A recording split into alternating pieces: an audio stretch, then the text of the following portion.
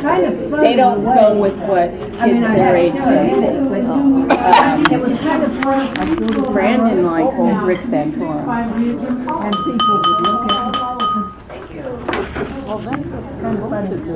Oh, look at that.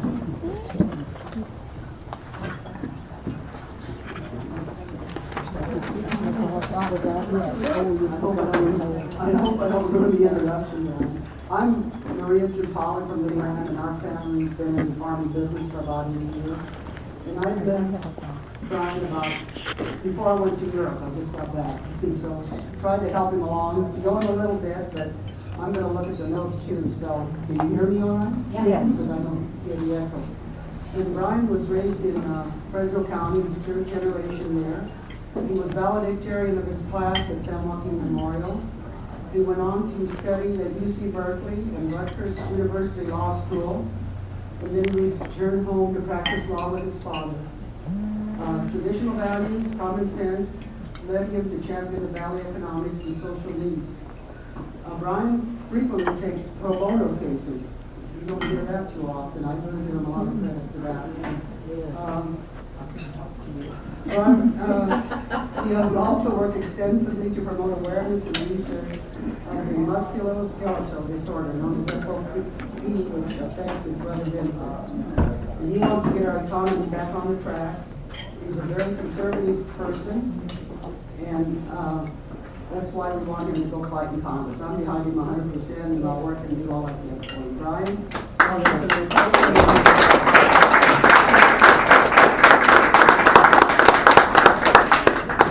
Thank you very much. Thank you so much, Maria. Yeah, you're welcome. Can you hear him? Can everyone hear me out there? Yes. It's kind of a small room. Can you hear there now? No. Thank you all very much for having me. Thank you all for listening to me and being here and supporting me, Maria. Thank you so much. And for Lydia and Diane, thank you for coming.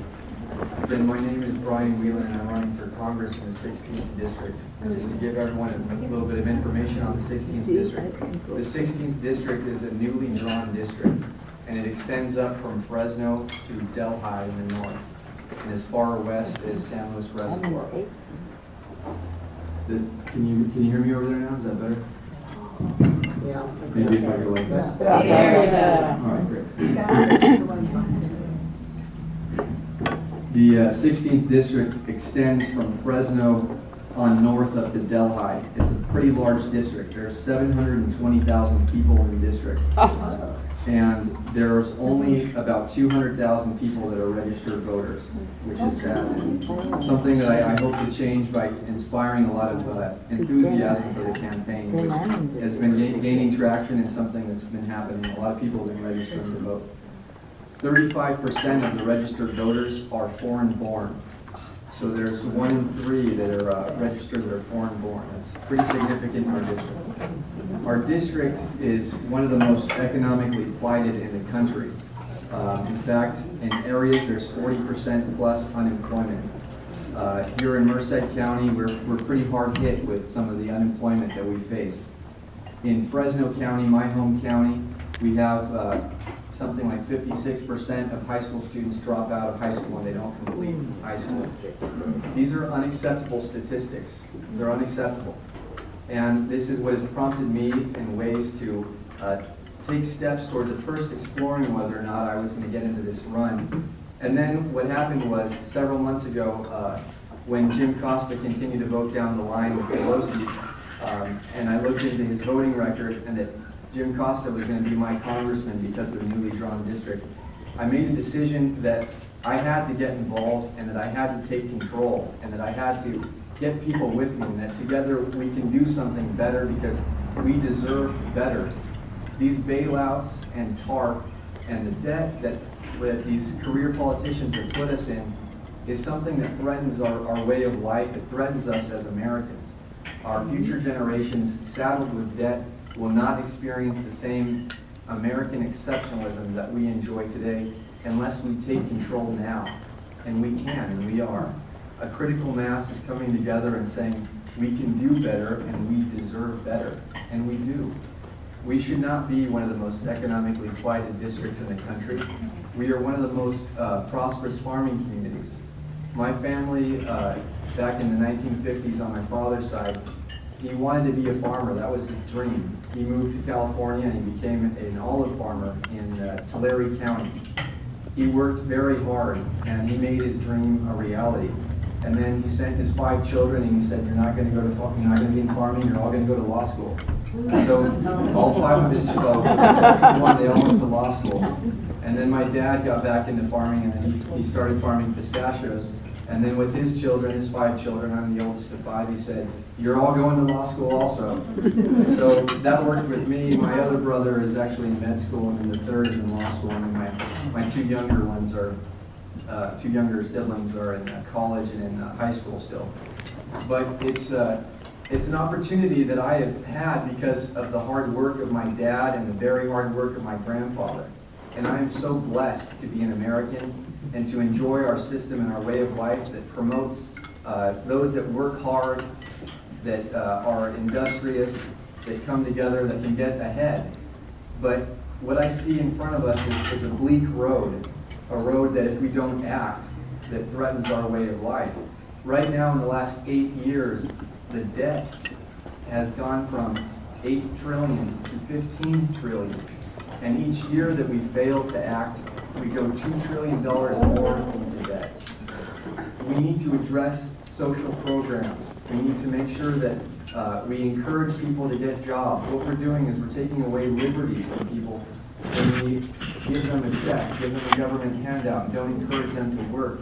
Because then what they're doing is, instead of teaching them to fish, we're giving them fish, and they become dependent on that handout. We need to get back our American exceptionalism, and the way to do that is the same way that we have seen in recessions, depressions, world wars, civil wars. It's where we identify the problem, we attack the problem, and then we solve the problem. And we can do that. And by we, I mean all of us. We all need to come together. Now is a very critical time, is a crossroads in our history.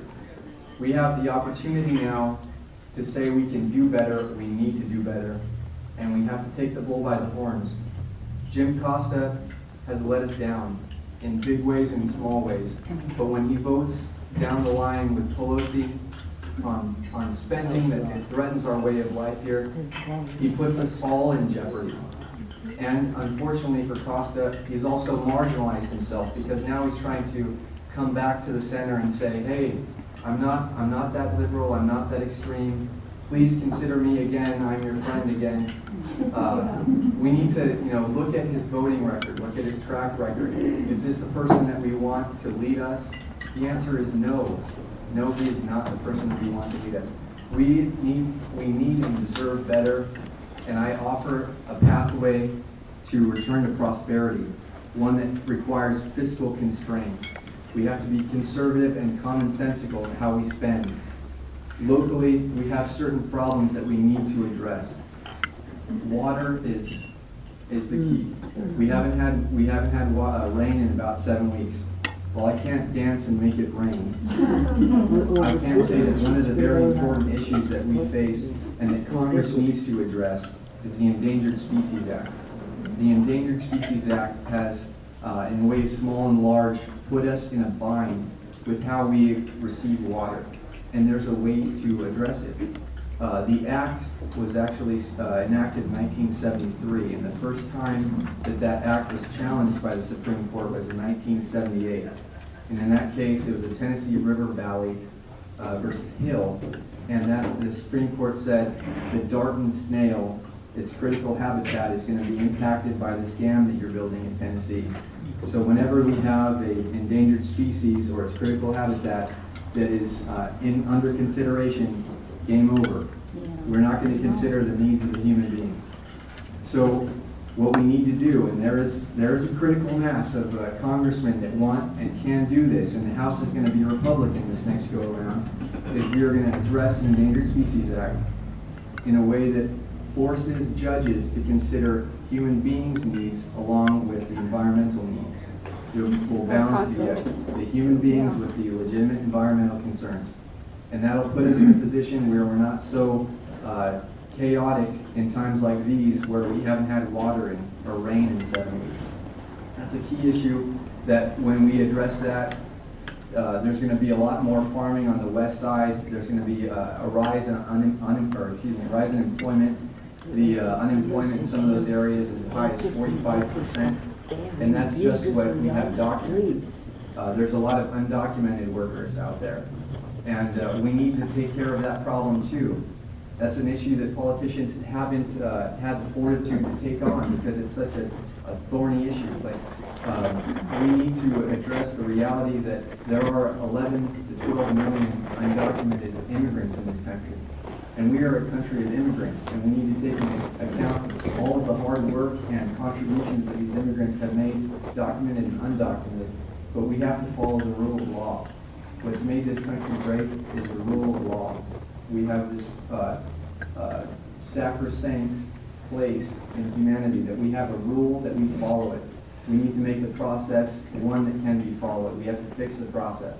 And what I would propose along those lines is that we would have a guest worker program, one that would permit the people that need the employment and need the employees to work and earn citizenship or earn legal permanent status. Something that's quintessentially American. You work hard and you earn it. They want to have rights, and we want to address this problem that is becoming out of control. There's problems with the undocumented being abused, the problems with undocumented abusing the system. This way we can take proactive steps to address that issue. There are a number of other issues that I could talk to you about for hours, but right now, as the campaign, bless you, as the campaign kicks off, what we're doing is we're trying to gather volunteers together, people that are fed up with this process, fed up with how we haven't been represented, that want to and need to vote out those career politicians that aren't looking out for our needs, that aren't representing us, the people of this district. And Lydia and Diane have been helping me a lot here in Merced, and there's others in Merced that have been helping me, Maria tremendously, except for when we were in Italy. But in the last couple of days, there's been 24 or 25 volunteers on Saturday that walked with me. I walked for about 9 hours on Saturday and about 4 hours on Sunday. Personally introducing myself to people and then having others introduce themselves on my behalf and handing flyers to folks. That's very important, is to get the word out and get people animated, to get everyone together and move forward as a group, because we really need to come together. That's, if we don't come together, then we all fail as a group. Coming together is what we need to do, and we can do that now. And not only walking precincts, but phone banking. Having folks help with calling voters and saying, would you be willing to help on this event, or we're going to have this event happen, and would you be willing to volunteer your services? Or fundraising. Fundraising is a very important component of this. This last week in Fresno, I'm not sure if anyone's heard of Stuart Resnick or not. He's a billionaire down in LA County, and he has Paramount Farms. They have about 150,000 acres of land in the Central Valley. He's a very liberal guy, and he threw a very large fundraiser for Dianne Feinstein and Jim Costa in Fresno. And those types of fundraisers are raising Jim Costa hundreds of thousands of dollars. And unfortunately, part of this road to prosperity and success requires electing a candidate that'll put you there, that'll put you in a position to impact change. And I need, or we need your support. We need your financial support. We need people to come together and to, write checks for $50, $100, or more if you can afford it. To compete with Jim Costa. In fact, I think that you may have all seen there was an individual that came in the room here earlier, and he wanted to videotape, and he said that he's a Democrat and that it may go to the Democrats. So I don't have grassroots people going in to infiltrate Jim Costa's operations, but what we need to do is we need to see the goal And to get to that goal is going to be coming together, fundraising, so that we can have commercial TV time, so that we can have radio time, those kinds of things. And let's see, there are a couple other points that I wanted to make. I'm sorry, Brady? I just want to, you're the only candidate for a Republican. I'm the only candidate that's going to win for Republican.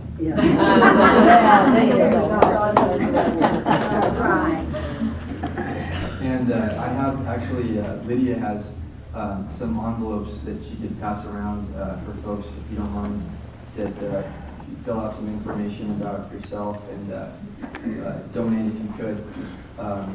A couple other issues I've been asked about, the high-speed rail and where I stand on that. Just going to briefly give my position on that. The high-speed rail is an interesting idea, but it's something that we can't afford. A lot of the voters were actually misled by the projections in the high-speed rail, and one of the candidates, Jim Costa, that was actually what he spearheaded when he was in the Assembly and Senate. And one of the quotes from Jim Costa in, I think it was 2002 or 2004 is, the high-speed rail will be 700 miles long, the train will run at 200 miles an hour, and it will cost us $25 billion, and there will not be any government subsidy. So we all know that the high-speed rail is going to be about 4 times as much, if not more. There will have to be government subsidies. It won't be 700 miles long, and it won't even go 200 miles an hour. So we need to hold our politicians accountable for what they say and what they promise and what they hope to do. And if we're not, then we're going to get the same old. And we need better, and we deserve better. Let's see.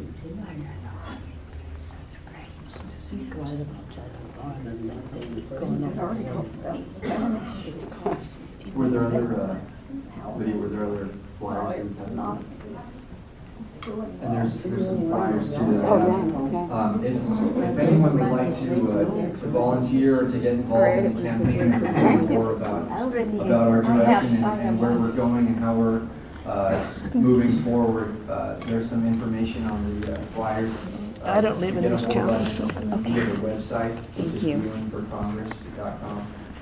And thank you so much for your time and for helping us move forward. It really is a critical time for the Valley and the nation. And if we don't take control of our debt and debt spending, then that threatens all generations and it threatens our American exceptionalism. I'm not going to stand for it. And we need your help.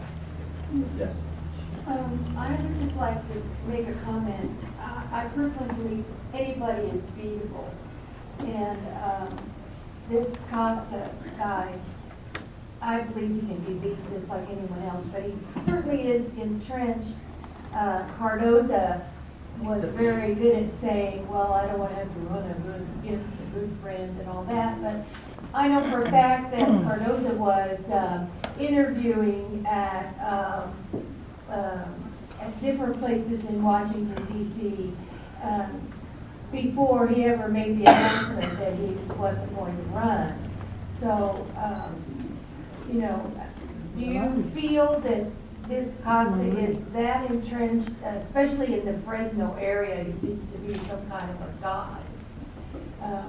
But I still believe he's very beautiful. I will beat him, so yes. I know he's beautiful. Just to give a little more information about the run here and historical, Jim Costa ran in the previous, it was the 20th district, and it extended from Fresno on the way down to Kern. In that district, the registration of Democrats was in favor of Democrats by plus 19. So there was 19 percentage points higher for Democrats than Republicans. Jim Costa won that race by 3 percentage points. In this race, it's plus 14 in favor of Democrats. And there's more likelihood that a Republican will win. What's more is that Jim Costa doesn't have the same voting base. Merced and Madera have not voted for Jim Costa in a congressional election. So unlike the incumbency status that he enjoyed when he was going on down south, he does not enjoy that here. He does in portions of Fresno, but there's a huge, overwhelming dissatisfaction with Congress. And right- And there's also a leg of republicanism that goes from Merced up through Modesto, all up Berry Hill and some other candidates that is very firmly entrenched there, depending on what precinct you vote at, you know. So I'm very hopeful. As in mine. I can't stand the guy. Nor can I. Yes, Maureen. Brian, Jim Costa did have this area when he ran for assembly in California. He didn't have Merced, but he had all of LeGrand, Chowchilla. He was our congressman there, because I was supporting Octavia Diener. She wanted LeGrand, but she got skunked for the district. Jim Costa never ran for Congress in this area. He ran Assembly. The Assembly, Yeah. he did that. So Jim Costa has been around for about 32 years in various capacities. As an assemblyman, as a state senator, and then as a congressman. But as a congressman, he hasn't been around this area. Virginia and I have done calling for and the problem is, most of them are not English speaking that we call. En ese caso vamos a hablar en español. So, that's why we're handicapped, because we couldn't speak to a lot of them.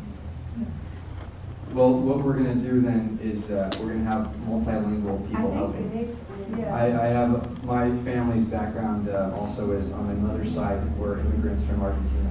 So I grew up speaking Spanish. I mean, have a lot of my family members also help out with the Spanish effort. Yeah. We spoke on the phone before on the Second Republic Park. And I do want to speak with you afterwards, because I have a point of contact in the Hispanic community who's very energized and willing to assist. So get in touch with Muchas gracias. I would- you. Thank you. I will. You need to get Vietnamese too. Because I've met with the Lau family, and they're going to be helping me out. because With these. a lot of them. Right. I think that the interesting thing about some of the Hmong and Vietnamese and Cambodian groups is that you speak to the leader, and the leader passes blessing, and they all vote with the leader says. So, while I don't think that's very democratic, I'm in with the leader. So. Was there? Change the generations. Yeah, I think that the generations are seeing a difference at the younger ages, but the older ones are with the leader. Yes? I want to know, if we send you to come to Congress, okay, and you come back and visit, are you going to visit with the people? Are you going to get your own little group, business groups and people to? Give me your address and I'll visit with you. Ours, right. I guess they just got one. Yes. Once you get to Congress and you start doing and fighting it for us, just how long do you think it's going to take you to change Congress for us to go the right way? And how long do you think you plan to dedicate your life to being the congressman for us? Is it going to be 2 terms, 3 terms, or until you become president of the United States? If you're asking me to run for president, I'm not old enough yet. I know. You have to go. I mean, just what is your plans for your future in the government? So I can know what you want to do. Right. There are a few issues that I would like to address. That endangered species one is very important. I think that that's going to really open up our future here in the ag community. And it's one that really got me into this process, and I really need to see that one through.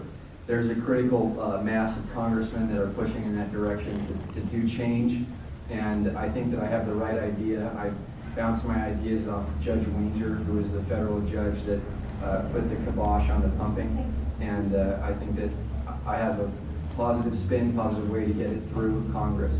I want to be in Congress for a limited period of time because I don't really enjoy some of the backstabbing that I've already experienced in this process.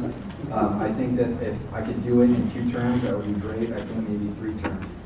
The realistic reality is that a freshman congressman, it's difficult to accomplish a lot of things, but we'd be working with Angus and Denham, who really are trying to advance that also.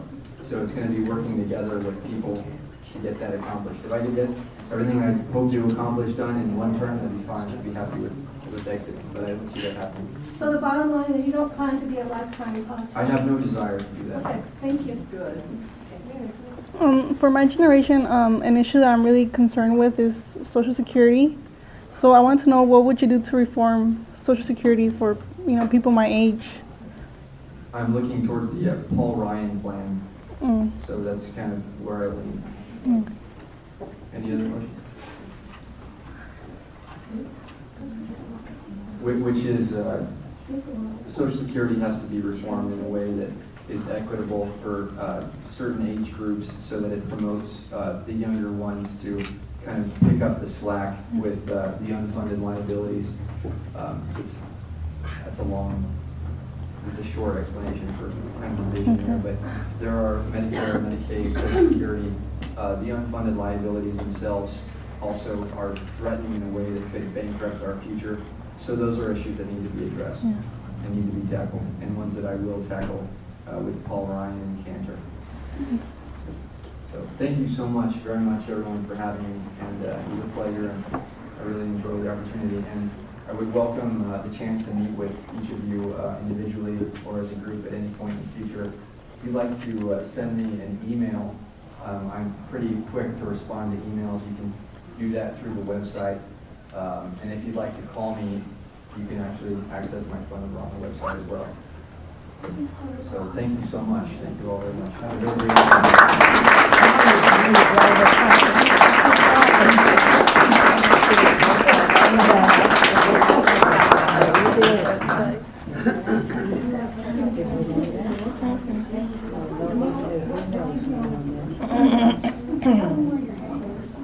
Oh yeah.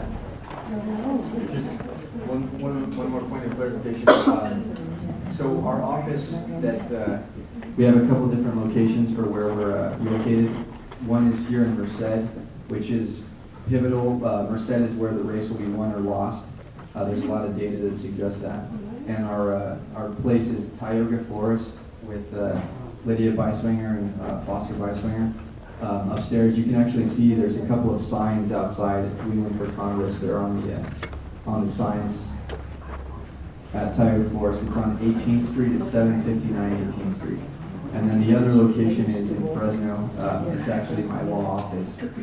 We're going to get another location at some point, but for now, that's where we're at. Yes, ma'am. I definitely want a lawn sign now, and maybe a couple of them in case they start tearing them down. Okay. Because I want it out there. I want to see your name out there, and I think that's the best. Even as small as the grant is, there's a lot of traffic that goes to Yosemite.